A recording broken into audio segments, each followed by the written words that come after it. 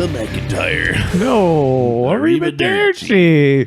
Ariba McIntyre. I can't believe you know her full last name. Aruba McIntyre. Aruba, Jamaica, McIntyre.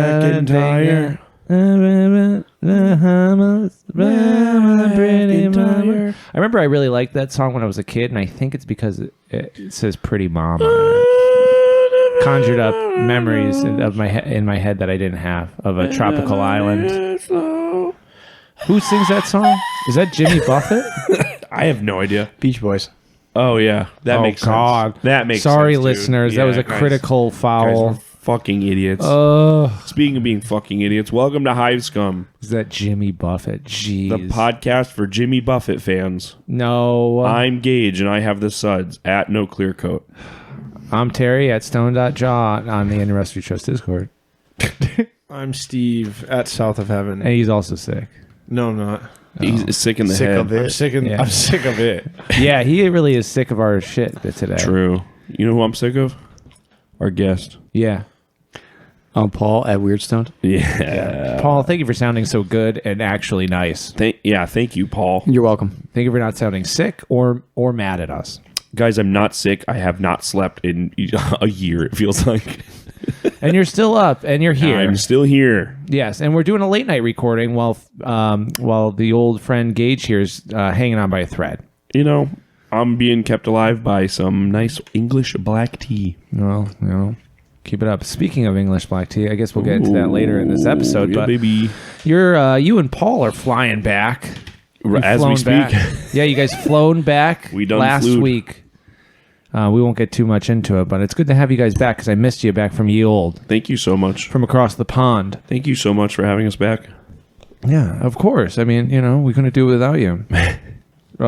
What did you do while we were gone? What did I do while you were gone? That was a good one, dude. I'm glad you waited. Yeah, that was beautiful. When did you guys leave? What the fuck? Last weekend. Did I play any games while you guys were gone? You did. Yes, you did. Who did I play against? Was that? You literally played a game like 2 days ago. but they were back. But we were back by then. Yeah, I didn't play a game while you guys were gone. I think I just hung tight. You didn't do shit? No. I don't think on, so. dude. I hung That's around. not I mean, good I painted and content. stuff like Oh, that. what have you been working on? Great. What did you been I done was working trying on? to avoid that. So I've been painting up Skaven like I have been doing, but bashing like an animal. Yeah? I've been bashing like an animal. You know, I had this revelation the other day that was like, My list is illegal. well, that's also a thing. My list is illegal. I need to figure something out. But I think this is going to sound like stupid because I keep saying like speed painting. I don't really like speed painting, but I think too much when I make. When I bash, I think too much. Yeah. You know? I think that's healthy, though. I don't know if it is. Sometimes I think you lay out a bunch of bits on your bits table and you're like, well, these would all work for this. And instead, you should just glue the first freaking thing you find together. Yes. Yeah, no, I'm saying I think it's healthy that you go back and forth between... Like, I think that's also a beauty of this podcast being recorded. Yeah. Well, as most podcasts are. But being... for 3 episodes straight, you're like, I'm on speed painting. I'm doing this in 5 minutes. And then you're like, guys, speed painting's not for me. I got to slow down. Yeah, I got to slow down. I think I'm dude. going What too the- fast. What the hell's going on? But yeah, recently I've been bashing quick. I've been trying to think less about bashing. So I made a cannon. Yep. It's sick. It looks really good. And you know what? It was just like me opening up. I have a drawer. My bits are organized by like arms, heads, blah, blah, blah, blah, blah, and like torsos. But there's also just a drawer that says random. And it's just like, you know, whatever. Doesn't fit Does it have an anything XD else. on it? Random XD. That is so funny. Gage. Rawr. That is so funny. Anyways, I pull out that drawer and I just go through it. And I'm just like, what in here could make a cannon? And I just start... I mean, I like hot gluing stuff together. It's the same thing as green stuff and like putting green stuff together with green stuff. You know, because like that's what people do. They do like the... they stick, Gap fill. Yeah, they stick two things together with green stuff with super glue like tied in the middle, and that way they don't have to wait for the super glue to like dry or anything. Those two things will. But yeah, no, the super glue, because it's like you have to like hold these pieces together that are drying even just for a little bit. Yeah. I know what you But mean. like the green stuff will stick them together and it for holds the it. time. Then the super glue dries and you can move kind of faster that way. But honestly, I find that it's faster just using the hot glue gun. Yeah. Taking that, gluing two things together, putting some super glue in there, sprinkling some baking soda, and then moving on to the next part of the batch. Just texture. Yeah. Totally. And, I don't know. I don't think I've had a problem with things like holding together with the hot glue. I know that it's like if you're doing terrain and there's a lot of hot glue in terrain, sometimes the water, like with the paints, can fuck it up. It's only I don't really know. with wood. Wood's really the only thing that hot glue gets because wood swells. Oh, maybe that's it then. Maybe that's why I've had problems with hot glue and water before. Yes. Maybe it's only when I've been messing around with glue. Then that's even better. I mean, so it's like bashing with the hot glue is great. You're kind of throwing shapes together. You're like, I want this to be like a long, skinny cannon. So what the frick do I got? And I'm just cutting things together kind of crudely, slapping them together kind of crudely. And then by the time you know it, you're like, oh, I have a finished cannon. It looks cool. And then you put some like little like bits and bobs on there. You're like, okay, here's a little like plate. Well, I don't know. This looks like it's welded on. Here's a couple little rivets here and there. You're imagining the technology as you're building it. Totally. And then it's done. And then, I can paint pretty quick. But it's been really nice to create these things to be like, I want a Skaven cannon and not have to be like, well, it'd be great if I had one kicking around to build off of and to like bash from. Right. But instead just being able to throw garbage together until you have something that looks vaguely cannon-like. That's the hobby, baby. Yeah. So I've been having fun doing that. I put together a unit of rat ogres, which were given to me by It's What Evan. Shout out. Yep. So he gave me some rat ogres. I put two of those together. I put one that Dark Tyler had given me, and so I had a unit of rat ogres, and I painted them up like super quick to play a game against our good buddy Durs, who absolutely crushed me in OPR regiments. His force is very strong, and my Skaven could not keep up. Oh, Gage just threw something at me. Gage, what is this? Gage just ran out of the room, then ran back in the room and threw a beautiful package at me. Gage, these are beautiful. Those are a gift from Forefall. Fall. Yeah. Yeah. Who's that? Or I've fallen over. Yeah, Fall over. Fall, yeah. Okay. From England. I think he's got a different name on everything. Yeah. That's awesome. But the four and the fall are the Yeah. through He line. is That's the through line. He is an awesome Very artist. cool guy. He made the bony box. He made the Bony Box Bony Bone Breakers Box. too, which we'll talk about later. That means nothing to me. Come We'll get on. there. We'll get there. Oh, it's so I almost good. brought the book. These are amazing. Those are for you. He said, have Terry fuck them up. Is it okay if I fuck them up? They're 1000%, beautiful, he said. though. Yeah. They're nicely painted. He's not going to care. No. Well, I am going to mess them up quite a bit, probably, but I appreciate... I'm glad I have permission to do What's it. that guy from? These have to be like Underworld's green guys stuff. or something, I right? believe so, yeah. They're so neat. Hey, So wow. Anyways, to explain what I've gotten to the listener, it's all of these beautifully painted Skaven from, I imagine, the Underworld set. I've There's never this guy seen with this. a giant I've sensor, never seen that seer, the gray seer. great OSL. I lost a little sword on that. But yeah, thank you so much. Shout out. Yeah, so it's just, I mean, all of these Skaven guys, it's just been so much fun to bash it together. So I'm really getting the hang of that. And then I talked about it last episode, how I felt like the Skaven army is the first army that feels mine. Yeah. You know, that it, and I part of it was like, oh, the paint job. Oh, I feel like the paint job, you know, and I've discovered this painting style, and this is kind of the first army that's fully been painted in this painting style. But fully embracing bashing, and bashing kind of manically like this, and the ability to, like, I mean, this was what, 2 days before I was like, oh shit, my list isn't legal. Right. I have to like drop one doom wheel, and then now I have to suddenly I didn't make think it was up 2 days before. Yeah, I have think it to- was the night before. I have to make up these points. And it's like I put the stuff together, primed it the morning, and then put a base coat on it at school in my secret studio in the back, and then had it painted by that night Yeah. to play the game. Yeah. I was like, this is, it just, I don't know, things are flowing nicely with this Skaven army, and I'm excited to like kind of keep making random crap for it. And I'm excited now to tear these guys apart and make these guys little, Whatever the fuck you want. dudes doing things. Little rat dudes doing things. So that's been my big hobby. My big hobby push lately. And playing games, because it was just fun to play against Durs, even though, he whooped my ass. Yeah. Well, He's got a tough force. His horses hit hard, and I was hit hard by his horses. And and so I don't know, but it was fun, and I'm excited to play now my third game. against who? I don't know, maybe Steve, but I did play against Steve already. But Steve is just an easy guy because he's always around. Yeah. So it's like I don't have to like coordinate with somebody who lives like an hour and a half away, and then hope they can meet during the time that I want to meet. But yeah. Anyway, so that's what I've been working on. You want to go, Steve? Next, Me? Steve, what you been working on? And what have you been doing? I haven't. Well, we haven't. It's been a week. It's been a week. It's been a week. I haven't done anything. You've been playing games though, kind of. No. Well, today I played one game. I did play a game today. That was pretty cool. Tyler. That was pretty cool. Break down the premise of that game because I thought it was super That neat. was what you okay. guys were So doing. for the campaign, I don't want an alliance. Oh.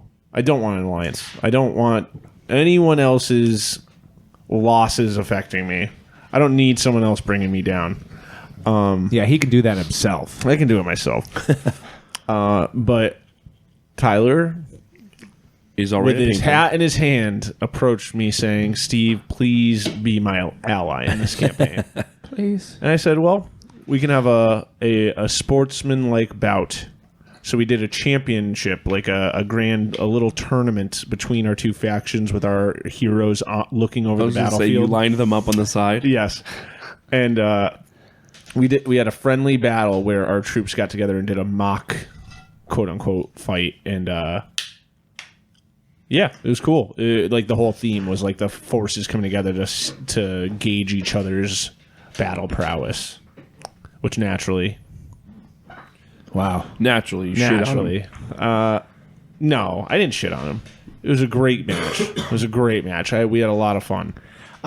You know what? The best part about that match was both of you guys had beautifully painted armies. Yeah. Yes. Yeah. That's the best part of that. That's the best part about putting my models on the table. And I've made a new resolution this past week. Oh. If I sit down to play a fucking game, if you don't have painted models, I'm just not gonna play anymore. Wow. I'm just not gonna play anymore. You heard it here Wow. Yeah.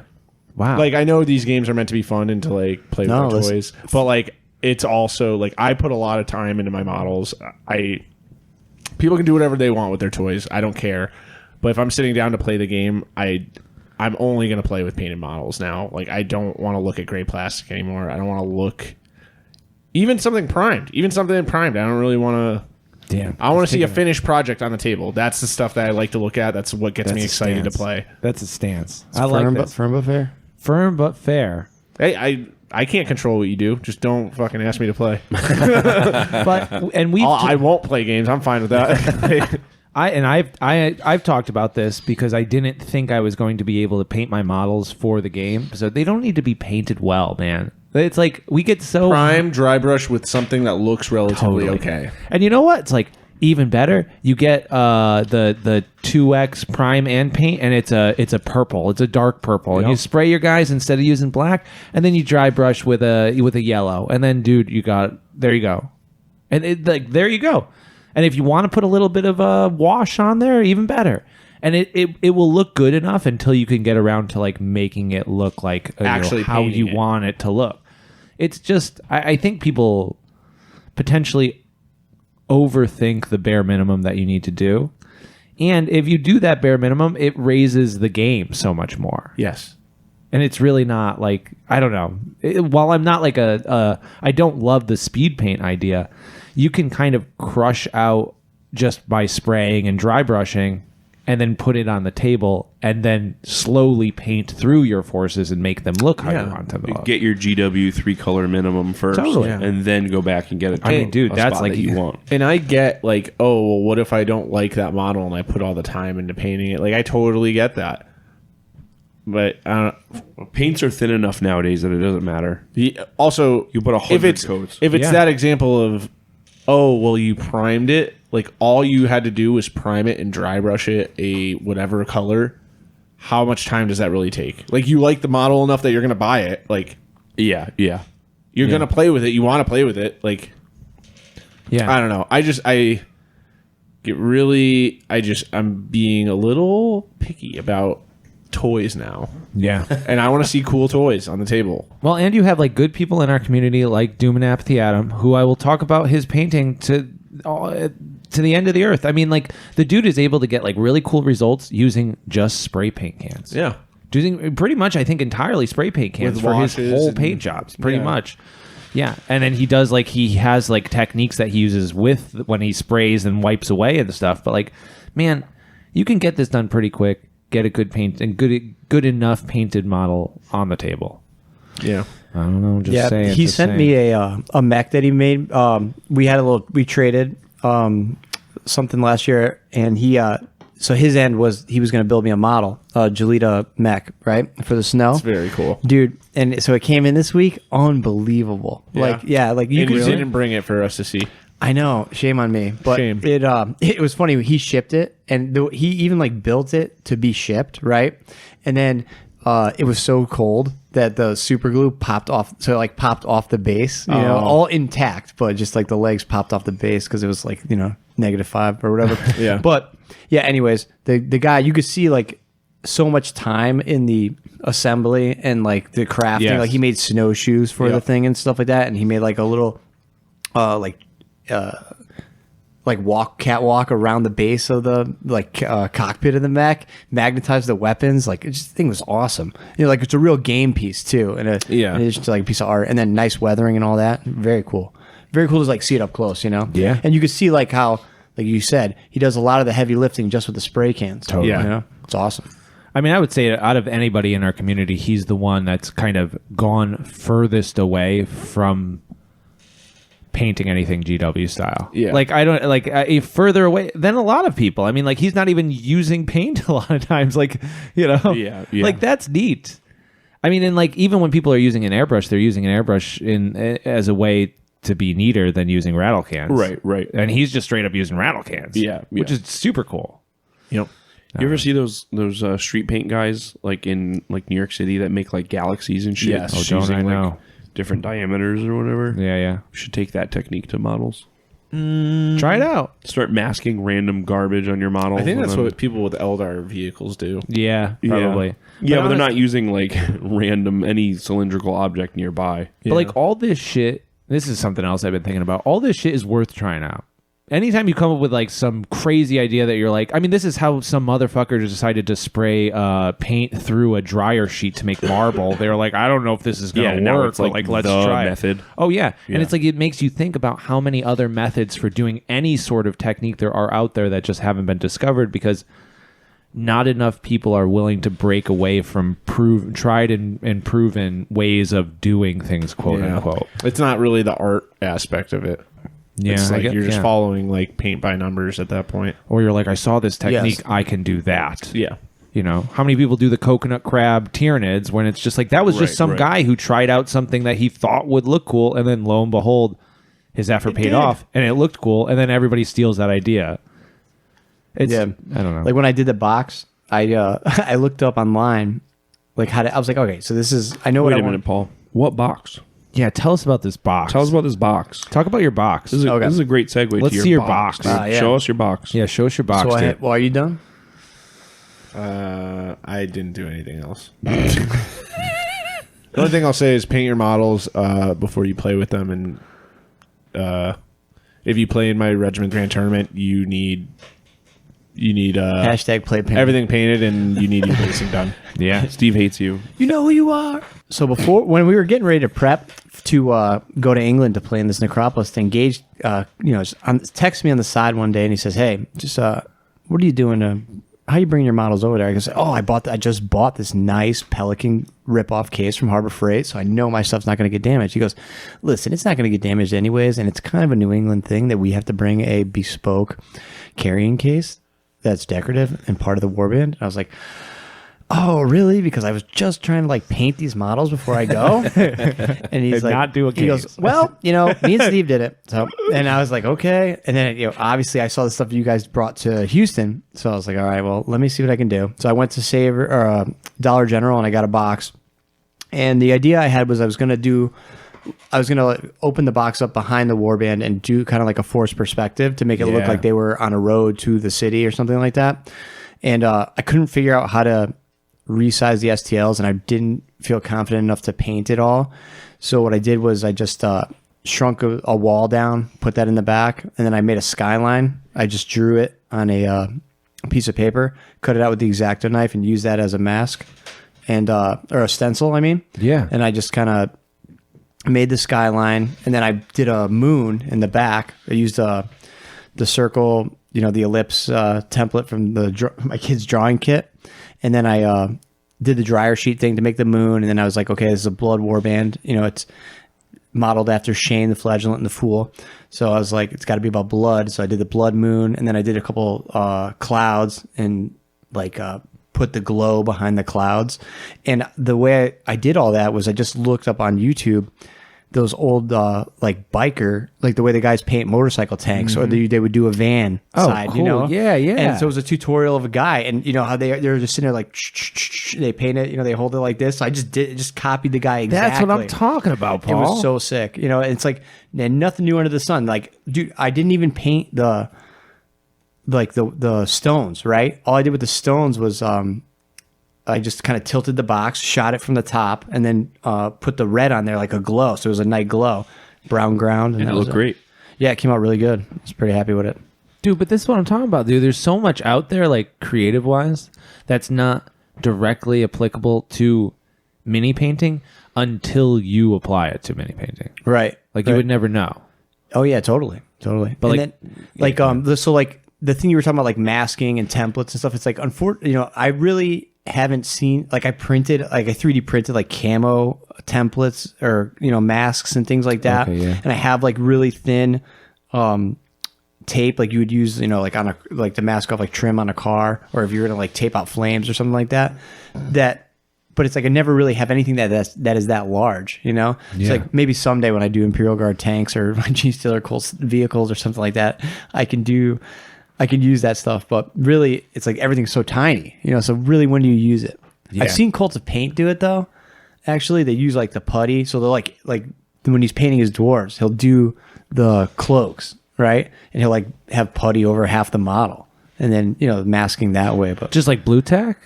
Yeah, or it's like some kind of silly putty or something like that. It's silly putty. I try to do the camo like that for the in transmission mechs I did. But I used blue tack, and when you spray blue tack, it like almost like activates it. What do you mean activate? Like it gets sticky again? It got like way stickier. Oh, gross. Yeah, and it was like harder to pull out, and it was. I feel like I spray blue tack all the time though on my little. The one I had was bad. Oh, all right. But I think it was more so because the mechs are so small with like detailed like pits and crevices that I couldn't get all the blue tack out. Oh, I see. Oh, so you had kind of jammed. Or it was like in ripping. Yeah, it was just ripping and not pulling. Oh, good. That sounds like a lot of fun. But I don't know, man. Like this is what I'm talking about. I feel like our hobby brains get so limited by what we can and can't do. And when you do come an idea like that, it's like, oh, those guys who are painting on the street, they do the galaxy things. Like, you can find those tutorials online, and then you just kind of like just figure it out how to do it. Or you just you try it on a pauldron. And you know what? If it doesn't fucking work, it doesn't matter. Like there's so many freaking minis. Like we said earlier, the paint is so thin, who cares? Paint right over it. Yeah, if you want to. But otherwise you just move on and you say, oh, that looks cool, and you move on, and it just is like another guy in your force or whatever, and it doesn't really, really matter. I don't know. And I think that almost any idea you come up with, you have to like immediately kind of put it into action. It's the only way you're going to learn. It's the only way Paul came out with a sick-ass box. I think people think too much about their ideas. They want to make a sketch of it. They want to, they're like, oh, let me write down these ideas. It's exactly what I was saying with the bits, like laying out all your bits that could be part of it and then thinking about what could be the perfect bit, when just like gluing shit together and seeing what happens is going to be even better. Because then you'll have to problem solve your way through it. Yeah. Yeah, like look, see, I drew it out. Like what I was planning on doing, was like making a road that went down here. But then obviously I just went and did it. I did something completely differently, and it took like no time at all. Totally. And once I saw, okay, this is how he renders the clouds and the moon, and then I was like, okay, and then really you can kind of see it, and you go from there. Do you think that you would do this again, but on like miniature form, like masking? Because you probably could, to a certain degree, mask the way that you did, making, because in the background there's sort of these like skyscrapers or whatever, kind of sticking up. You could probably do that on a pauldron or something. Just kind of mask off a small little spiky area or something. Oh yeah, definitely. I think, yeah. And now that I've seen it done like the way I did it, you could either do that on a pauldron or certainly on the, like if you had a broadside of a tank or something like that. But you could even maybe do it with like on a flag. You know what I mean? Just building it up and painting on with Tights and shoulders and shit. Mm-hmm. Oh, dude. So he's not posting them on Instagram, but do you see? Our boy Scales, the OG Daniel Rottenberg. He pops into Discord time to time, really hidden, not a lot of chatter. But when he comes in there and he shows you those work in progress, have you ever caught one of those? He's doing that Titan up. Oh God, yeah. Dude, when this thing comes out, it's going to be unbelievable. Each panel is like freehanding. Yeah. Oh, unbelievable. He actually did. This is going to sound weird, but I'm not a stalker. But I remember he posted a picture of a painting that he did for his son that was like a night sky with like a storm in the background, or the moon lighting up the clouds behind it, and it was really a beautiful painting. And it kind of it's been in my head since, you know what I mean? And that's kind of what I had in mind when I was doing this, So that's how I did those little clouds. It was just like a little squiggle with the airbrush, and then you just kind of build up the volume, and the next thing you know, it looks like a cloud, just like you've seen when you look in the sky. Totally. It's crazy. Now, did you post these anywhere so people can see I it? think I posted on. Yeah, it's on All Instagram. right, You cool, can see it. because I do want to see this. I mean, I could see it, but I do want that. Right. I can see it pretty easily. Yeah. And then know when to stop. Like we were talking about before when I was showing you, like you got to just know when to stop and just let it sit. You know what I mean? And so sometimes it's better to walk away and then come back to it than try and do too much at once, because I ruined it 3 times when I was making it. Yeah. Now, I really want to ask you more questions about your warband and Necropolis and all that good stuff, but we should probably, I guess, ask Gage what he's been up to besides Necropolis before we get into all the England stuff. Have you been painting anything besides your warband for that? No. Okay. Anyways, so now let's get into it. Now, your warband, you made this warband a long time ago for Necropolis. I did, yeah. The core of it was when me and Gage first started playing Necropolis, is what I wanted to bring, because the models were really cool. I was really proud of them, but I wanted to add something else different. My all-time favorite magic card art was the Brine Shaman, and then I knew I'd seen Shane's model before that he had made, the cannibal guy model. That was like a self-portrait. Shane Brockway, the blind man on Instagram, and the Flagellant and the Fool, his other company. Right. And so I reached out to him, and he sent me one of those guys, and I converted him up, just put a staff in his hand, with some baubles on it, and then painted him. And then I modeled him like he was coming out of the swamps, or out of brackish water. So his cloak is all covered in barnacles and things like that. So I just modeled those on there. Not just modeled them on there. They are perfect. Well, I love that model. I already loved how crazy Shane made it, and then you just added just an extra on top that I loved. Yeah, thanks a lot. It was really, really fun to make, and it was it came out just how I wanted it to. So I was super stoked on that, and it was really the perfect model for the pose. Is it's he's in a Jesus Christ pose, and it's just it's awesome. So it really command over the battlefield. You know what I mean? Every time I played, I put them up high. It was really nice. And then that was it. I just made a couple extra guys that were little freaks, and I made some tokens for the event, just so I would have really a complete, because I was I'm going all this way. I really should try and show out, so I made all blood tokens or mana tokens, which are little game pieces, and a couple little freaks in case I picked up items during the games. Now the bird guy is just one of the group. Yeah, he was one of the originals. So it was the bird guy, It was That's my favorite guy. Yeah, he was awesome. And then I had the totally not panicking model with the family head's mace or flail, and then the crab monster was Yeah. like the core. Yeah. So sick. Yeah, thanks. The crab was awesome. You know, it's a real crab shell from the beach with some Tyranid bits stuck on there and rat ogre legs. Classic. It's the way to do it, man. That's so Oh, yeah. sick. So sick. Loaded up with hot glue, you know. Yeah. Fill her in.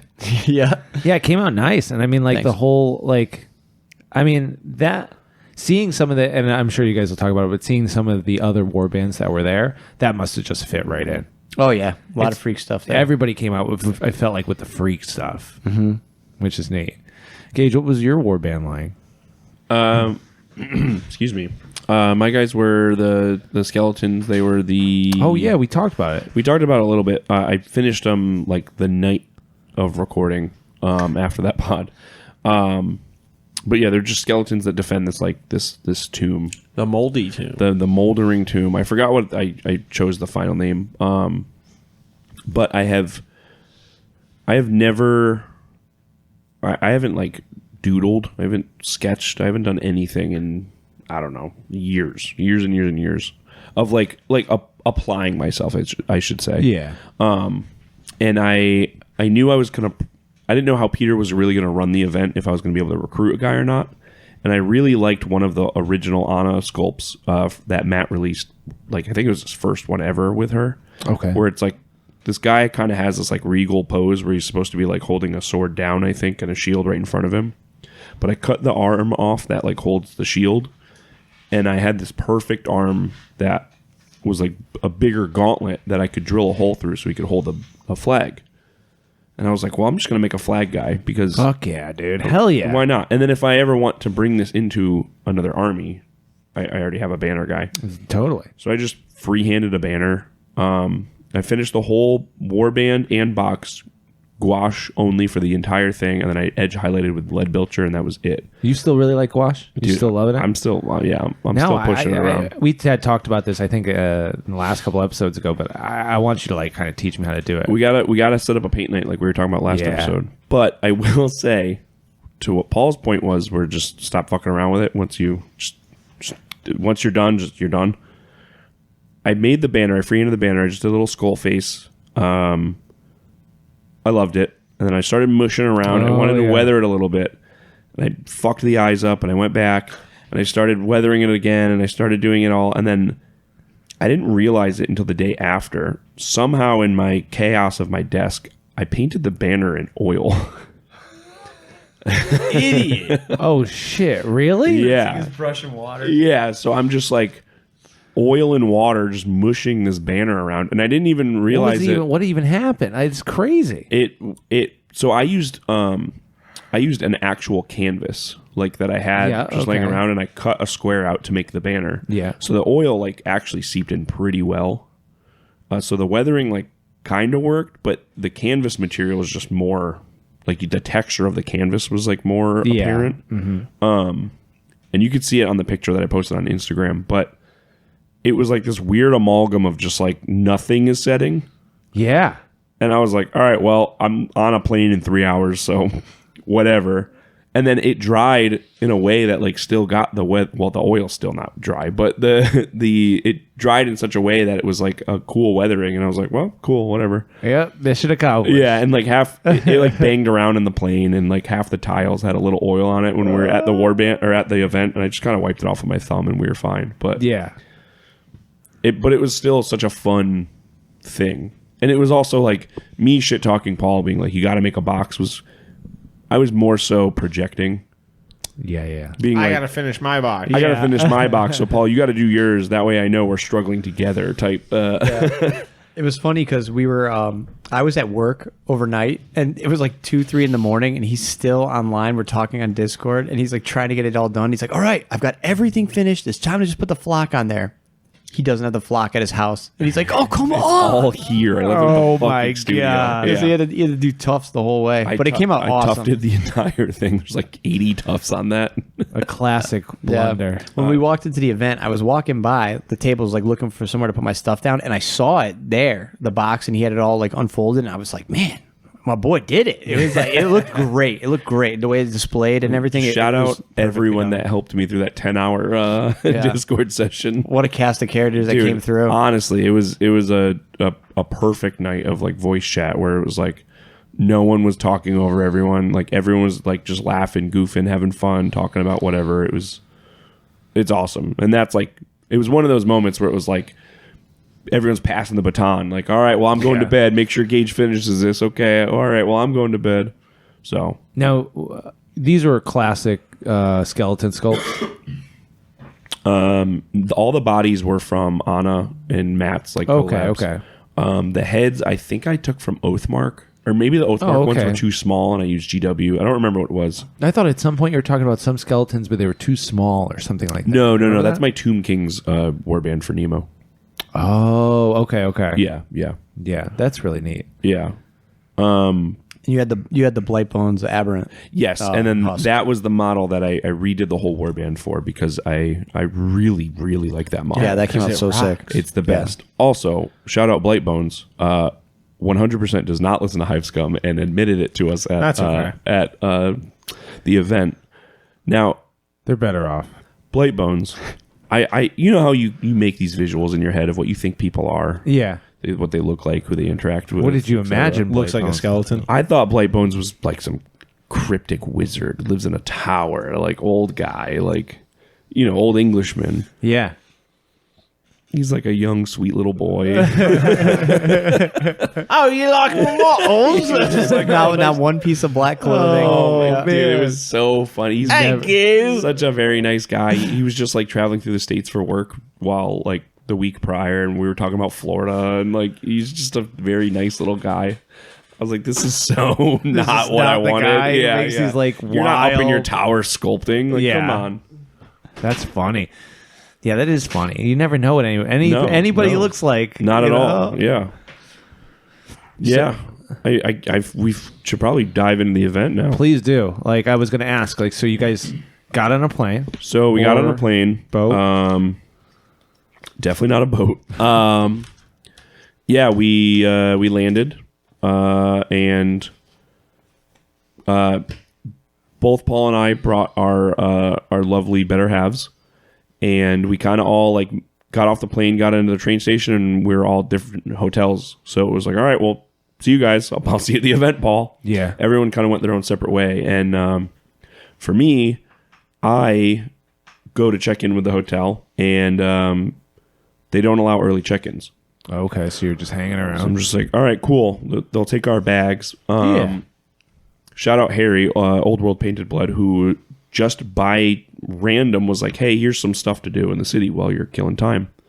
So we went to a serial killer traveling exhibit, which was way darker than I imagined it would be. cool. They had like all artifacts from all like different serial killers and stuff. I and don't it was know. like, That's some crazy shit. it was pretty heavy.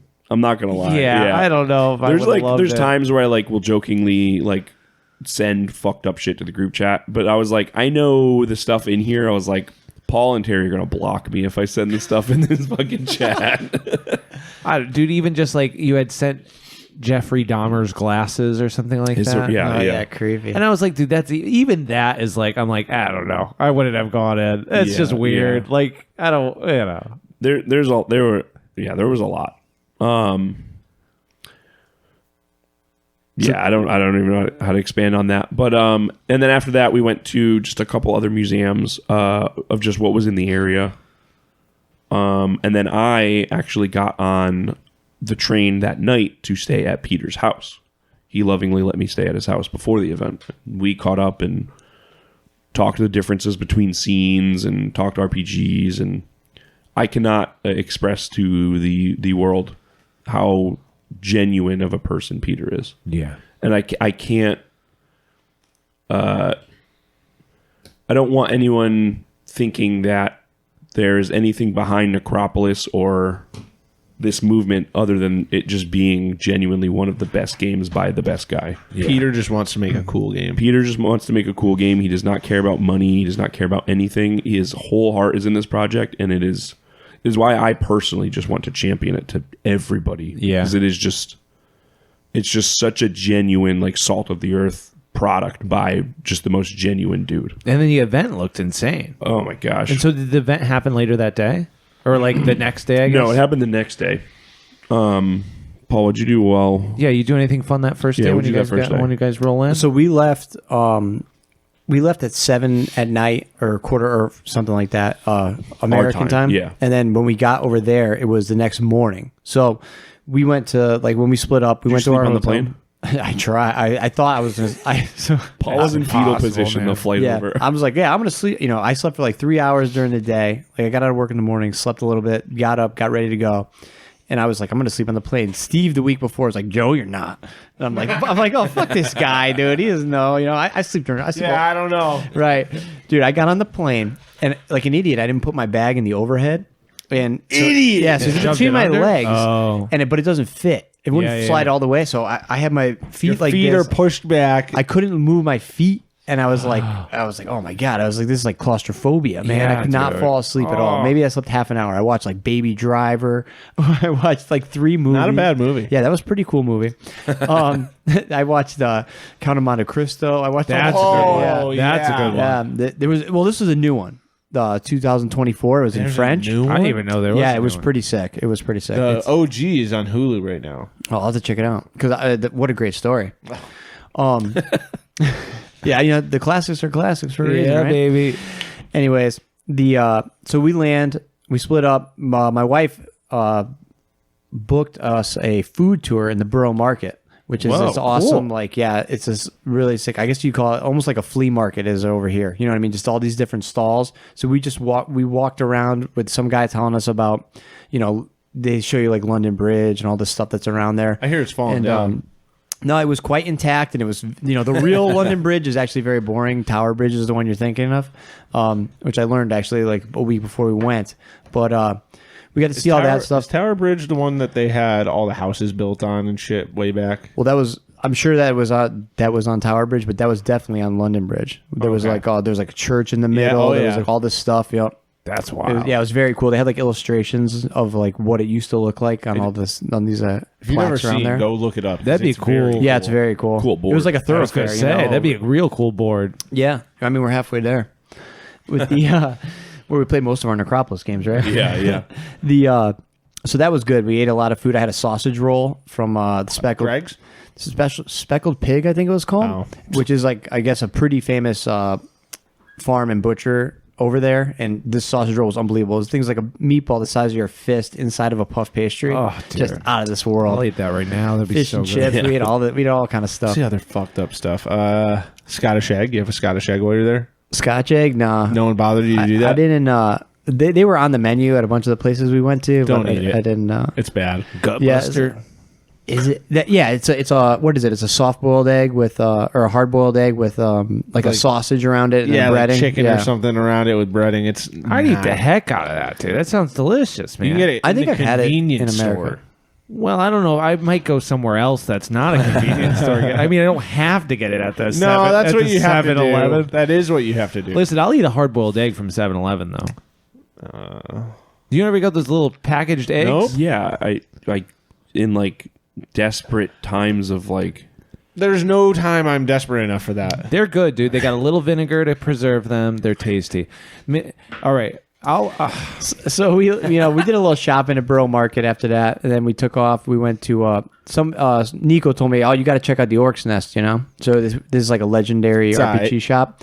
You know, it was four walls and 2 floors, and it was like a shop. It's a tiny spot, but they got a lot. There was a lot of cool. It was cool to see, like Gage says, it'll be interesting, like when you look at what's imported versus what they make over there. You know, so it's obviously the inverse. You know, so like there was all these,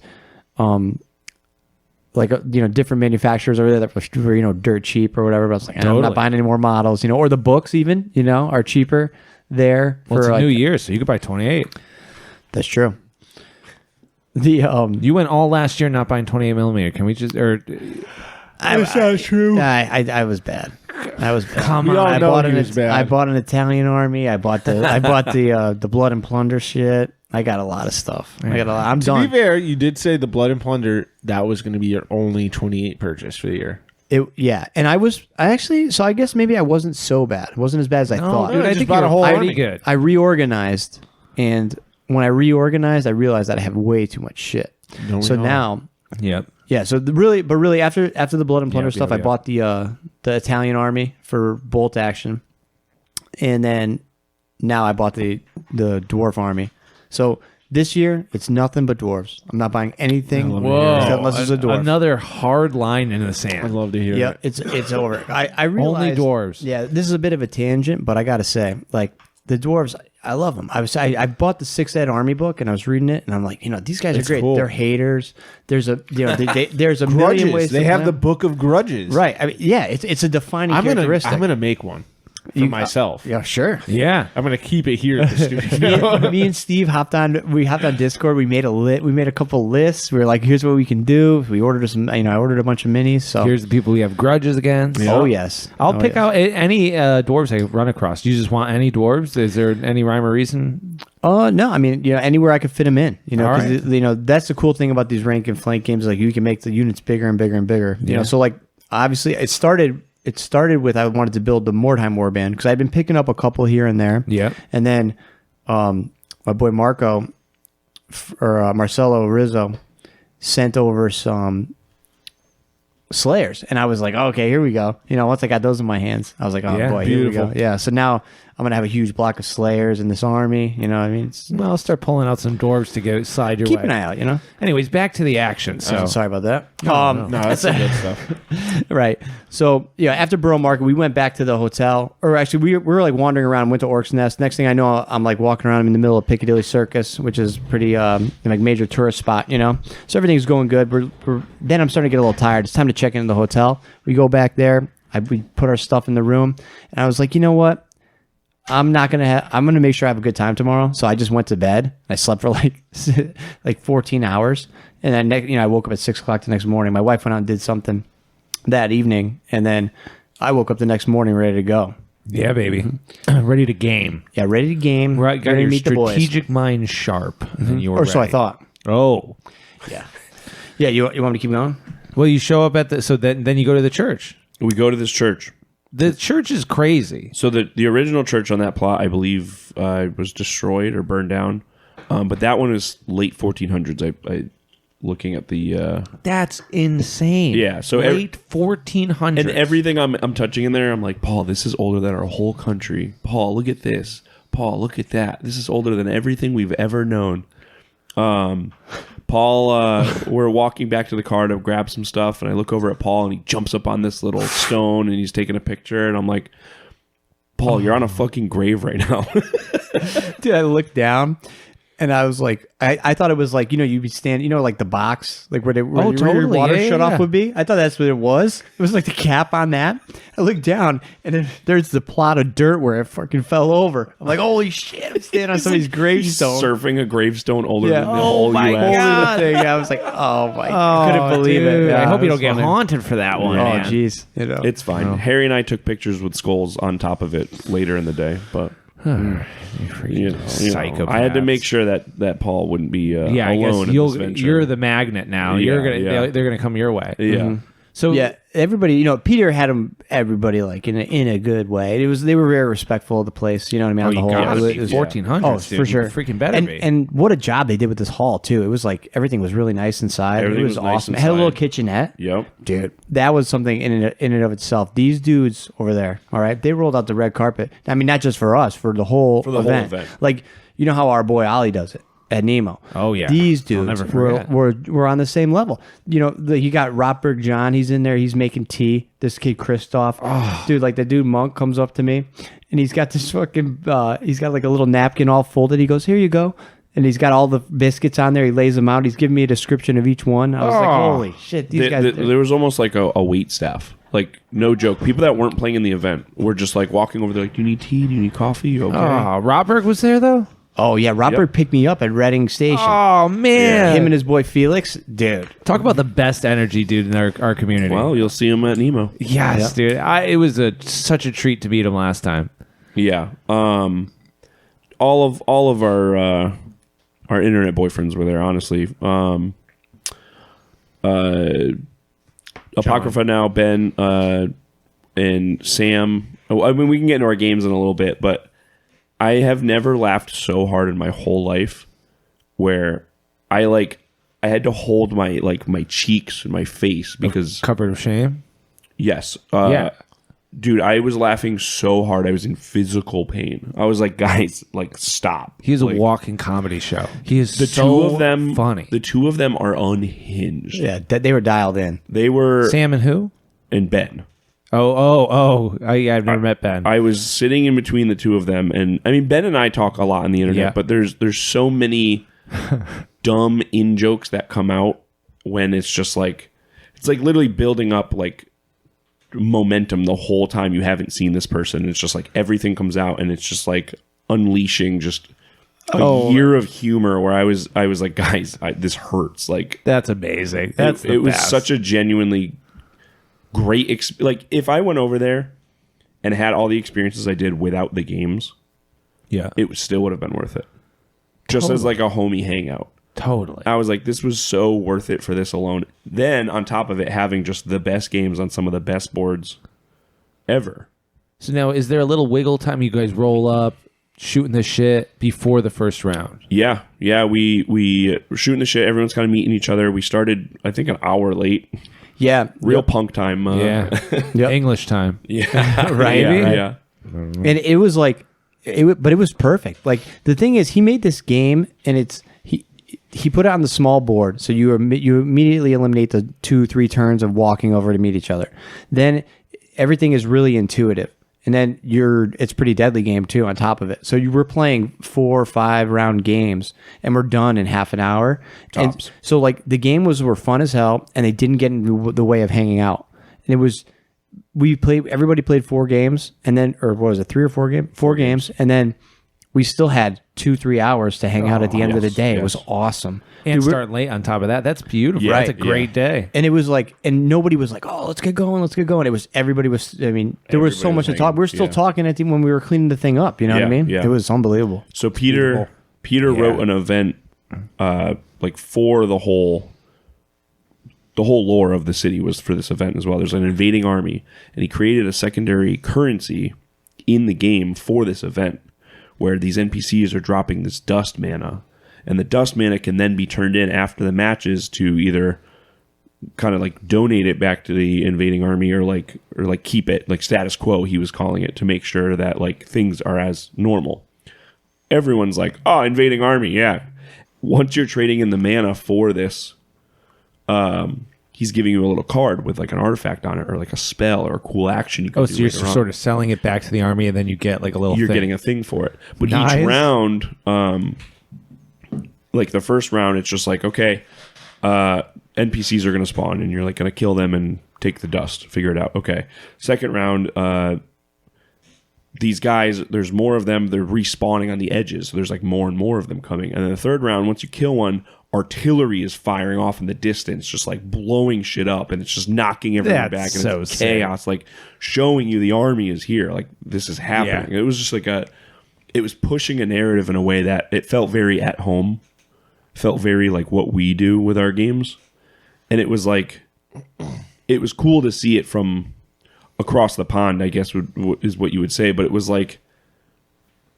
it no matter what, it just feels like they get it. It was just an extension of this side of the hobby that is just so good. Yeah. The way he did it was great too. So every round, once you and your partner got to your table, you'd go up to him, and he would give you a box, right? A big cardboard box. And you'd go down, and in your packet there was a trigger in every scenario. And once you hit the trigger, you open the box, and you'd pull a piece of paper out of the box, and that's where he introduced That's where the whatever twist the twist came in. It was so cool. Oh, cool. So it could happen you were on turn playing 1. missions that were very specific to Yes. this. Yes. Yeah. You had an objective or whatever, and then then the twist would come out after some trigger. It was What was an so example cool. of a twist? Do you remember? Any off the top of your head? So one of them was there's NPCs in the middle. Once you kill an NPC, open the box. And then it was okay, you open the box, now you're reading it, and it was all NPCs are going to respawn on a random side and immediately attack the nearest person. That was one of the early ones. But Yeah. the artillery one, I was talking about, was Okay, yeah. hey, there's 2 NPCs, they start in the middle. Once one of them dies, open the box, and you open the box, and it was like artillery drops exactly where that person died at the end of the round and pushes everything 5 inches away and does 3 damage, which in that game is like great. You're fucked. Like that's Yeah. a lot of damage. Right, and then on the next turn after that, players start placing them too. So then so now you're crowd controlling. In addition to one going down wherever an NPC gets killed, and then you're farming the NPCs in addition to fighting the other guy. So it's like there's in one of our rounds there was like 3 explosions at the same time, and like all or maybe 4, and like all in one corner. So it's like you have to get in there, but you also are gonna you're gonna get blown out of there. So you have to, it was like a lot. It really added another layer to the decision making in the game. It was super fun. You know what? That would be like a super cool idea to play like a GM-less GM'd game. Like you're asking a friend, like, you know, hey, could you do a scenario like this? And the person could just send you like, When this happens, there's some do this NPCs thing. in the middle. Text me when you kill one of Yeah, the NPCs or whatever. And then you text them and it's like, okay, now this thing starts happening and here's what happens Right, next. right. Like that's cool He because that drops a person doesn't grenade need to be and- there, but yeah. you can have like an interesting GM experience just playing a normal game. yeah, pretty Do you much. choose your own adventure? Yeah, Little book. kind of. And then it's like, it's just the cardboard box thing is great though. Just like opening up an That is envelope or a cardboard box and then like, oh shit, now I'm dealing with this the thing. first round, it was at the end of the first round. Well, game 1, but at the end of the first round in game, it was open the box, and that's when you saw the NPCs for the first time. And you're like, oh, there's enemies here. So it was like that's where it was like the armies are coming and showing you their advancement. What did the NPCs look like? He actually made models. So he Yeah. had one guy had like a great weapon. So and there were skeleton warriors, and then the other guy had a crossbow, and the crossbow was like a real beater. You know, if that thing hit, it was like it would 6 damage. It was huge. Almost a one shot every time. Right. It was pretty cool. That's and then that's another mechanic that he has in the game. You can use your resources to bid to get the control of the NPCs. So really, if you get them, you want to walk them towards your guys and use them to attack the enemy.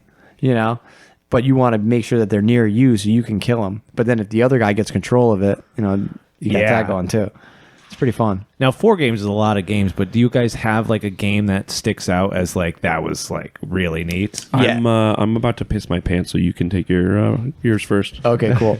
So my first game was really cool because the person I played, her warband was so unique. I actually had taken pictures of it before the event started. So I played Izzy in the first game, and her warband was a little ghost girl in the army of haunted toys. So it was a little like a translucent resin print of the little girl like floating like in a Superman pose, right? And reaching out one hand. And then the army of toys was she had a familiar that was a paper airplane. And then Oh no shit! yeah, a small beast which was a piñata. Oh right? man! And then the like another one was a teddy bear with like a sword and shield. And then I forget what the last bit was, but and then to really make it extra creepy, the bases right were like a driveway with sidewalk chalk. Oh, it was that is like so it was cool. crazy. I got a picture of it on Instagram. You could see, and so I play her in the first game, and I forgot. Like, because I always played Gage, right? And you know, he's obviously terrible at games, so I've never lost, right? And so she beat my ass so bad. Like on the third turn, they threw Shane. I knew I should have scrimmed against you guys before the fucking right. You turn. could have trained me up, because you know I was there to win. So and in very dramatic fashion, in the third turn, Shane gets thrown into the chasm by the teddy bear, and then her next activation, the piñata jumps down like 18 inches to land on Shane and explode and kill him and itself. And so that was like pretty much it. I was Candy done. everywhere. Yeah. Candy everywhere. Yeah. And that was how that one went. Yeah. That's so cool though. That's like you had sent the piñata, and I mean Right, like it's I was so walking, like I creative. said, I was walking around looking at the warbands, and I was like, "Oh, look at this! This is just awesome!" And then I ended up playing her the first game. It was really cool. Good opponent. And that's where it's just like, you know, putting your own little personal voice into the miniatures that you make. A lot of times it's not hard. It's just about being open-minded enough to be like, yeah, I know this is supposed to be ghosts, scary, creepy ghosts, but like, I'm going to do it my way. Right. Like, like reimagining what the world looks like through your own eyes. Yeah. So it was so awesome. Really, really nicely done. Engaged. Now that you're back from the pisser. Oh, it was great. Thank you. Yes. Yes. What did you have a standout game? Like something? Yeah. Last game of the night, I played against Kieran and Sai 2. I absolutely destroyed Kieran. He had no chance of winning. How's Kieran in real life? Kieran's a beautiful boy. He's a very nice guy. He took it very well that I absolutely annihilated him. Actually, the game before too, I played Sam, Cover to Shame. One shot all of his models every time. Yeah. I can't tell if you lost really bad or not. I got creamed. I was saying to Paul, you guys should have had me scrim.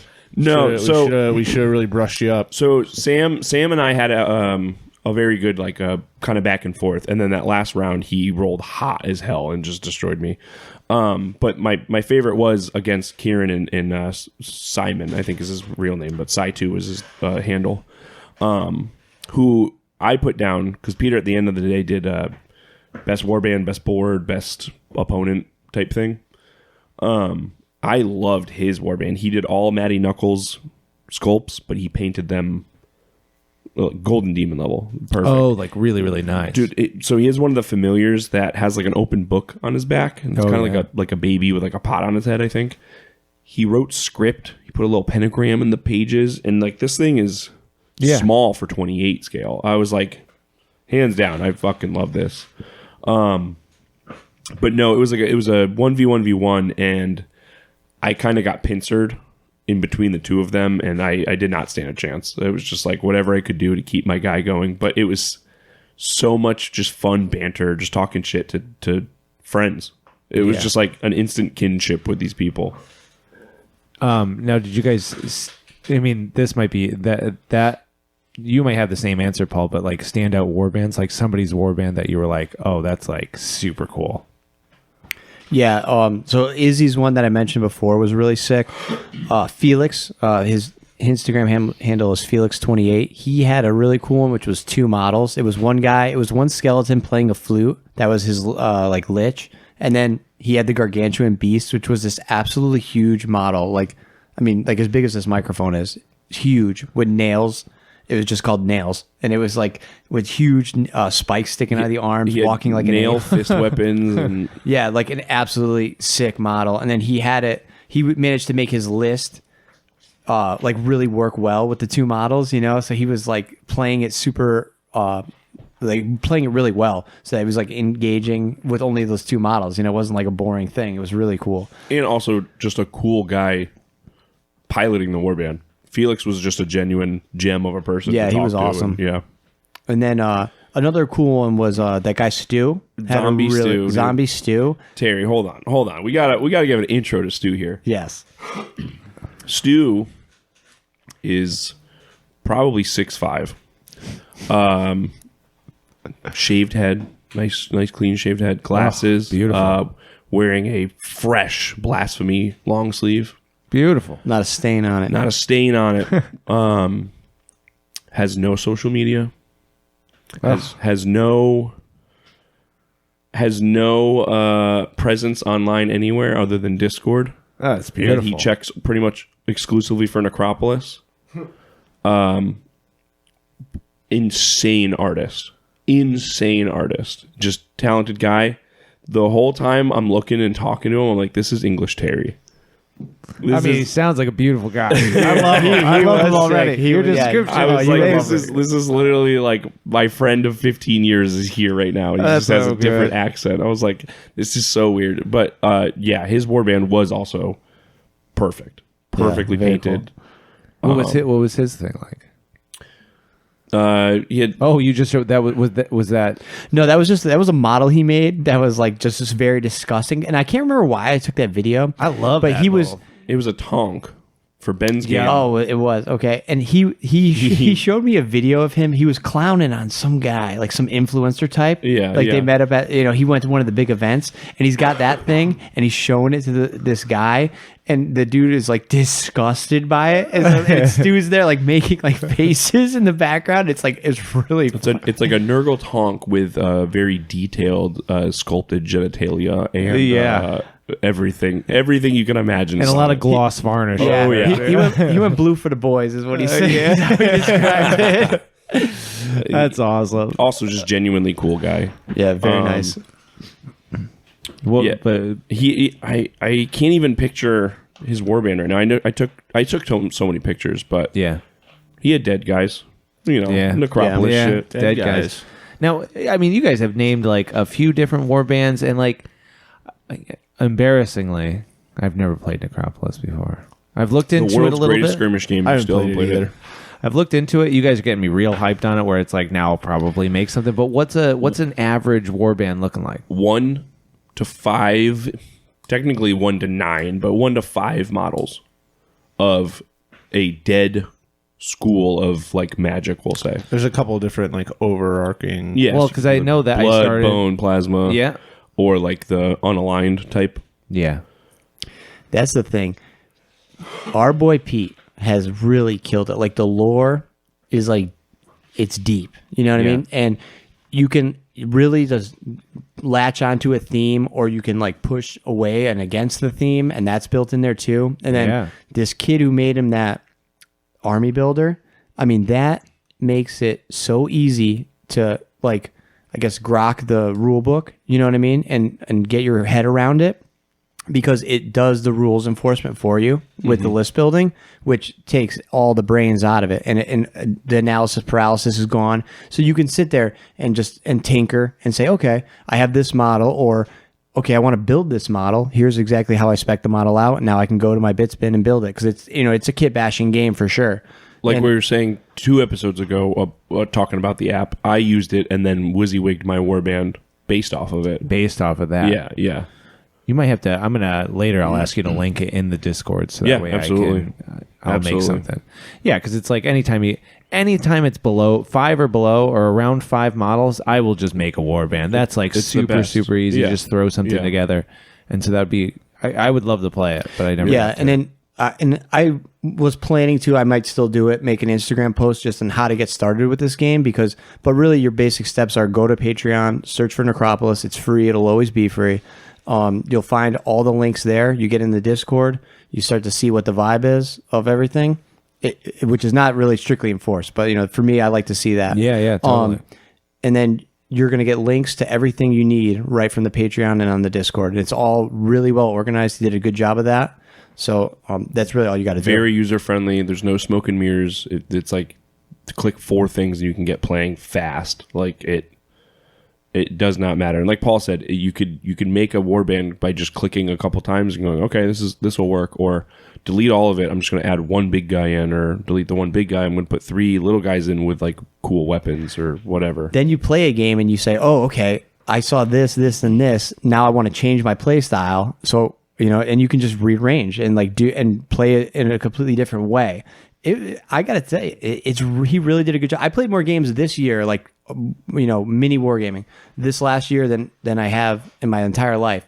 And this one is really cool. It's fresh. You know what I mean? It's something there every time that's going to be different. It's absolutely my favorite game right now. It is just... I'm gonna start bashing Dude, something up there. This I put it seems right so up there with cool. Dead by Lead, and that's Yeah, my shit. Another game I never played, but it would be cool. It'd be But cool. it would be cool. I do have that sprue you gave me. I still have that cowboy sprue. Hey, I got 4 cowboys built and ready. I have a beautiful 3-game campaign. Whatever you want to play. Written, We can play any weekend you You're want. right. You're right. You'd be- I'll run it. That's Yeah, a Gage yeah. answer. That's a Gage answer. Anytime. Anytime. Say You- when. Say when. You name the day. Say You when. I'll be here. Pull up. Now, how many people were playing total? Yeah. How, with wait, 15 or 50. 50 people? I think he had 48 players. I never Oh, would have yeah. imagined that from the pictures. The pictures made it look so like intimate and small. And that I think was such a special part of it, because it was like, it was still enough people that I didn't get to talk to everyone 50's a lot. Dude, so we ended up going to a pub later, and I'm talking to people that were at the event that we have mutual friends with back. Like, shout out Andrew, working for Melsonian our Arts Council, friends with David Hoskins, and I'm just like, wait, we were playing next to each other at like 2 games today, and I never knew, and like we have mutual friends. Like it was surreal, but like. So, yeah, it was 50 people was just enough where you couldn't get to talk to everyone. And But, so then 25 boards-ish? yeah. And the beauty of... How'd the boards look? Yeah. That's what I want to know. Awesome. I know. Dude, there were some awesome ones there. I saw that pit one that it might have been you that posted it. Yeah, that was the pit in first one I middle. played. That was a zombie stew creation. So I was telling him, I was like, dude, that board was sick. He goes, yeah, that was the first thing I made when I got back into the hobby. I was like, no shit. It was like, so it's like literally like a block that was like 18 inches high, all built up and around, like spray foamed the sides and made it like nice. And then he had it like just really well painted and textured on the top and just exquisitely done. There was a board there that Big Chris's board? was it the one that won the best board? The mirrored well? Oh, that was sick. Yeah, that one was cool. So yeah, that No, was you're a great. talking about the Yeah, you so said it, you okay. said So there was one that was like a floating platform, but the platforms were on acrylic rods, right? And then everything was on like this lazy Susan that was segmented. So every like 4 inches, the board could spin around, and there was like 4 sections. There's like 4 lazy Susans of different sizes. like small lazy. so yeah. everything could spin. Right. So each like level, so the Yeah, whole thing yeah. changed. And so the kid obviously wrote like a rules thing. So like every turn, It's you kind would of like roll a a die or whatever. kaleidoscope then, right? Yes. It's like, Yeah, oh yeah. my God. So the whole like There- layout of the board I would think there were change. 4 diameters. Or 4 lazy Susans that you could each spin like a quarter. at like different each. levels in height too. Yes. Whoa. Yeah, It was very cool. Very cool. So the whole board would change, like real, crazy, like hellish thing. It was very, very cool. Then, so then like Big Chris had made a board with a well in the center, and then he had put a mirror in the bottom, so you had the perspective. Did of the just, like, infinity mirror trick where it looks like it goes kind of down Oh, forever. cool. Yeah, oh, very that's cool. super I was cool. like, well, if your model falls down there, it's dead. That's Just so insta cool. dead. yeah. Yeah. And there so was a who lot of won awesome best stuff. board? The rotating board. That's so neat. Yeah, oh yeah. man, I really want to see pictures of that one. Yep. Zombie Stew won. He won like the event, like the competitive aspect of the event, which is funny. Oh, it was actually the same vibe as like Grant winning like the most points at Nemo. Yeah, like that. yeah. It was that kind of thing, you know. World champion. Yep. And he was getting just booed and like Yeah, yeah. heckled as he cheered as he went up there to get his prize. That was cool. Damn. Now, what was the food situation like? Because did you guys eat in the church? There was an M&S across the street. Yeah, we walked over to like Classic gas to a gas station. station. Yeah, I think I got a okay. bacon roll from there, and then John brought us Cornish John- pasties.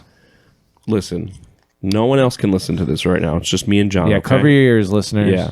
John, you brought an insane amount of food for Paul and I. A ridiculous amount. Did he bring you any pigs? And here's the thing. Steve, you're not supposed to be listening. Oh. John, you took all of those bags of Percy pigs back with you, and I didn't take any back for Steve. So I'm going to let him know that. I'm going to kill him with a gun. No, they don't have guns over there. Yeah, I He have has one no way to here when he defend comes himself. here. I'm going to use a big rock. I will crush his skull with a rock.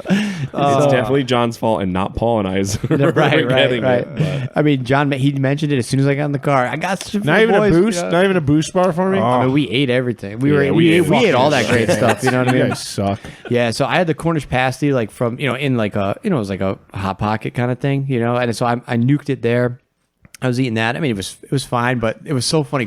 Big Chris is just punishing me like, "Oh, you're eating that horse meat," Oh, that's awesome. Yeah.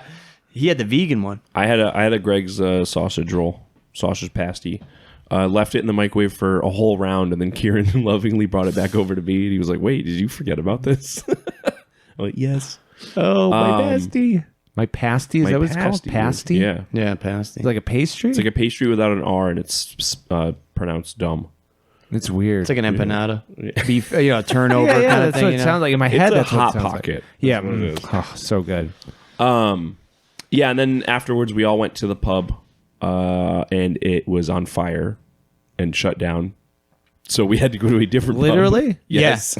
And like half the guys were in there. Like the guys who went first got into the other side before the fire department got there. So like they kept the other half open. It was crazy. So they had to get out and come meet us. And then we went to this other pub that was like 15, 20 minutes down the road. 7 And stars. 7 stars, and I didn't see a single one. We were driving like through these country roads. There's no lights, and I'm sitting on the our driver's side, and I can't see shit. And I'm like, how is this kid driving? Like, I don't see anything. You know what I mean? And anyways, we're driving, and then it looks like you're on a horse farm. We're on this like road. Then we go through like a horse gate, and then all of a sudden there's the pub, like in the middle of like nothing. Yeah, there's no because there wasn't a single street 7 light. stars. You never heard of it? Yeah, right. It was true English countryside. Yeah. So, No shit. Yeah, Yeah. I was glad Paul got to see that. I mean, 'cause it that's was- cool. Yeah. Like, Yeah. that's really neat. We got in there, and it was I had some disgusting beer that Tom Traveler or something like that. It was piss warm. It was just like it was whatever. So then Mesreg comes in behind me, and he orders a shandy, and like they were decent. The nice. I bought a round. The price was all right, and so they're laughing at me. I'm drinking this thing. It was all right. It was like whatever, but like You're making faces while you're trying to I drink must this have been thing? because then they came over with another beer for me. They're like, "Here, drink this." What? Well, what can you do? Yeah, the dudes brought out food. They're like, "Oh, the kitchen's closed. The kitchen's closed." Then they had somebody not pick up their order, so then they come out and they sell us all this food for half price. Yeah. Oh, awesome. Yeah, that was cool.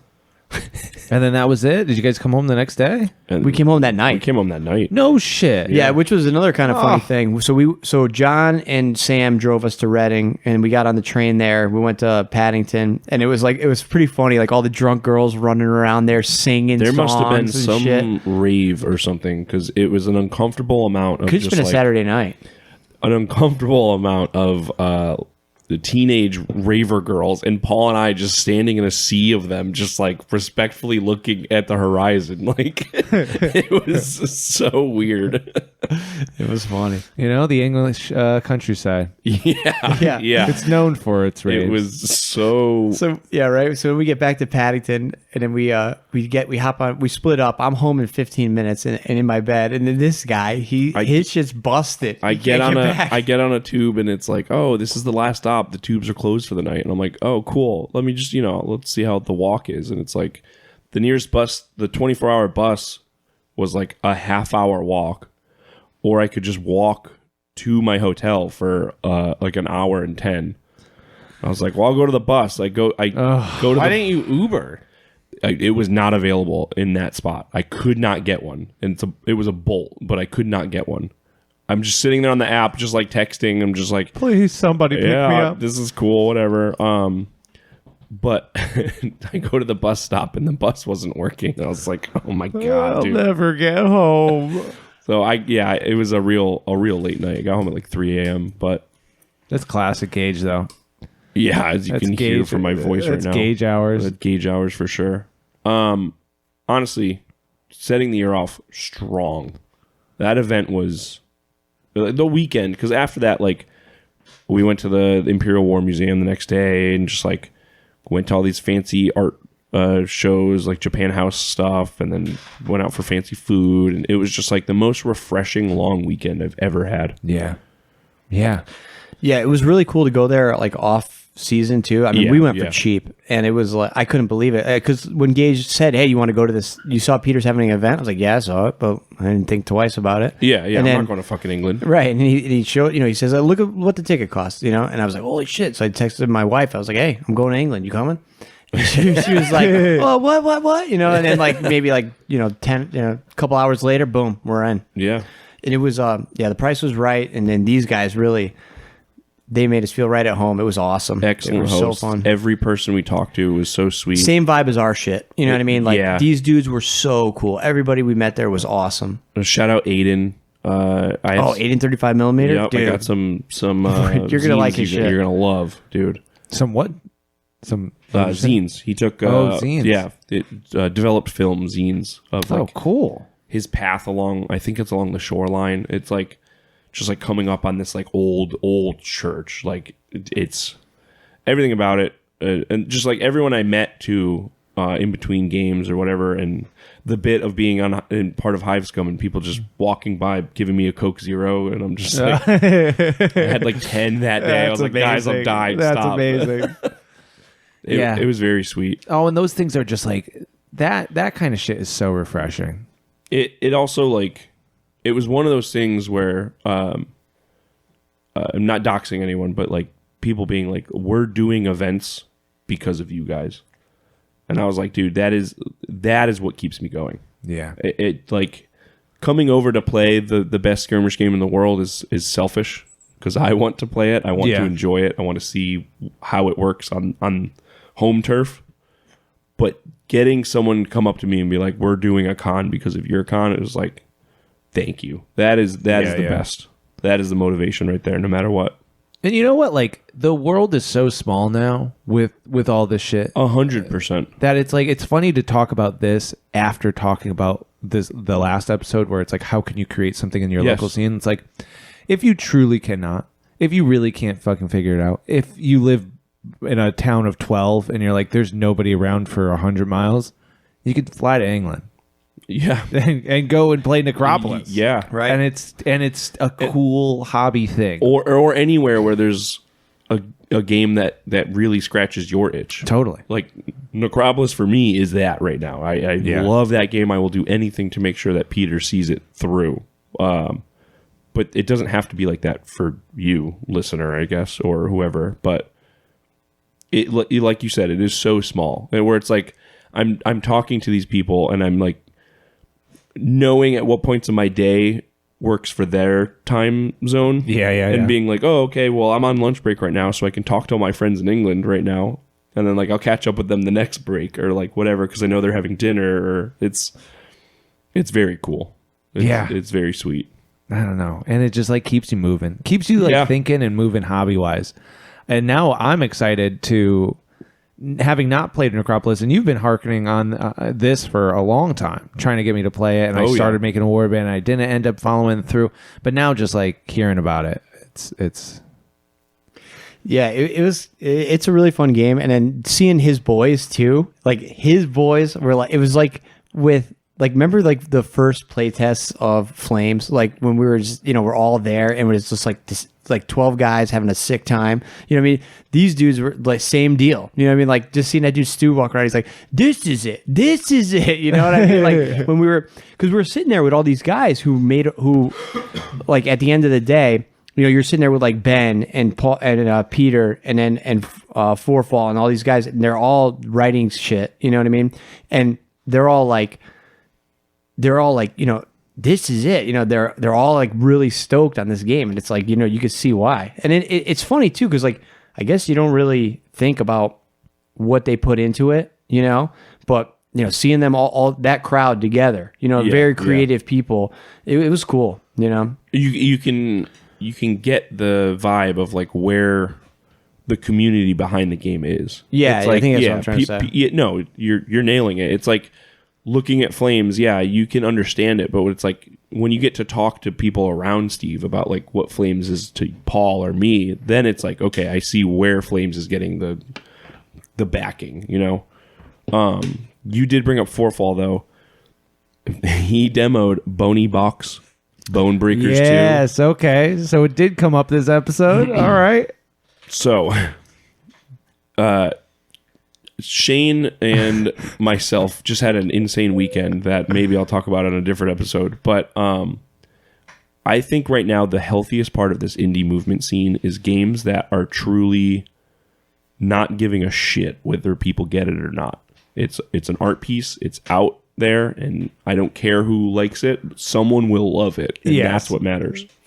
Bony Box Bone Breakers 2 is 1000% this game. It is a skateboarding skirmish game where you are skeletons. I've seen it on the Discord. Steve, my face was the same as yours.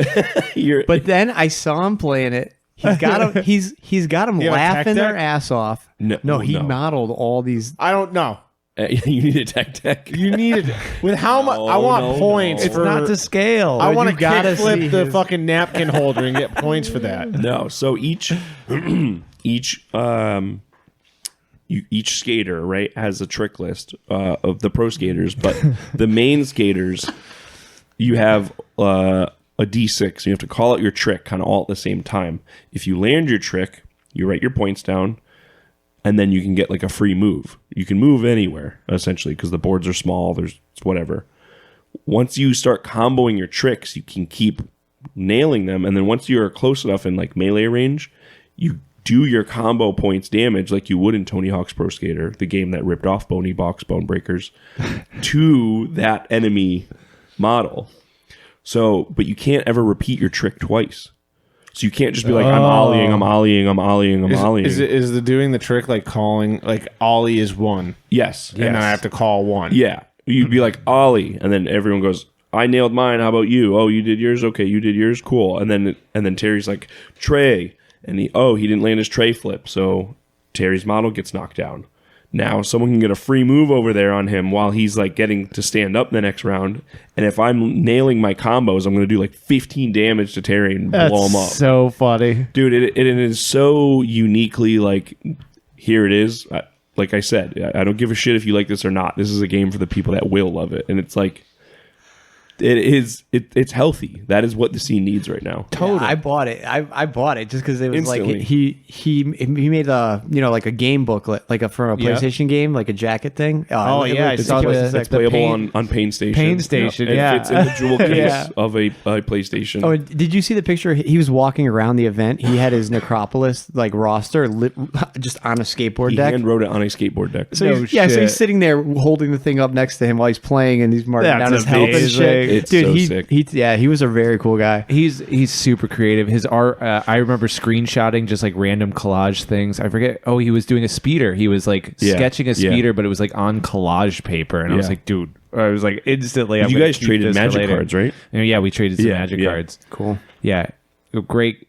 Super nice. But like going back to what I was saying, man, this is the same shit. Making games, but like you come up with an idea, and you just make a game. You just make a game. You don't know the impact that like something like that, even as a joke to you, is going to have overall. Yeah. Because this shit just like fractals out, and it's like no matter what. you put your flag down, and then the rumbles from that flag going down influence all these other random things that you didn't even think were going to be influenced by this. I don't know, man. Creativity and that stuff. It's like you gotta keep acting on your shit, whether it's making games, making models, whatever it is, and just like keep letting that shit ride. Yeah. Because the more shit you make, and the more shit you put out there, even if it's not like what you think is like, oh, this isn't like good. I was just trying something new or just giving it my best shot. It's like that shit's gonna influence somebody. And I feel very fortunate enough that in the last 2 years, I'm seeing like the ground floor of being like, I'm at an event and they're talking about just like a throwaway post that someone made trying something new. Yeah. They're like, oh, did you see Mold Mole using a jaw for a speeder? Yeah. Oh, I'm going to do that with something else. Yeah. And it inspired me to do this thing. And I'm like hearing like, it's like a game of telephone, but it's like across nations of just like inspiring people with your weird shit. It's awesome. Dude. Yeah. I don't know. It's truly great. Now, before we go, Yes, sir. the Hobby Guy 3, my Secret Santa, Yeah. sent me a lot of candy. I ate it all pretty much, except for these really weird looking treats that I have in my backpack. Oh, over here. no. And they are Swizzle's Rainbow Drops. They look like Cheetos. I haven't popped them open yet. They look like Cheetos, but I imagine they're like sweet. Oh, no. My wife brought those home. Oh, really? Yeah. Did you try I didn't these try things? that. I left all that shit for the kids. Pop it open. Shout out HG3 for these delicious sugar-coated puffed maize and rice treats called Rainbow Drops. That's enough. This looks like it's going to hurt. Oh. Yeah. That's disgusting. Terry's face Oh. looks awful right now. They could have done so much better. Why did you get a mouthful? They could have done so You mix much the better. flavors, man. Because honestly, I feel like you could put this in a bowl with some milk. Actually, now I'm into it. It It's needs kind of like salt, Fruity though. Pebbles. There's no salt. Need salt? It's just Fruity Pebbles. Oh, no. These are so shot. These are so shot. I'm cooked, dog. Oof. Anyways, listener, my review, Swizzle's Rainbow Drops. No 1 bueno. out of 5. No bueno. 1 out of 5. And go pick up Boney Box Bone Breakers. Bony box bro skater. I can't Bro. taste mine. I think I have COVID. You do have COVID. No.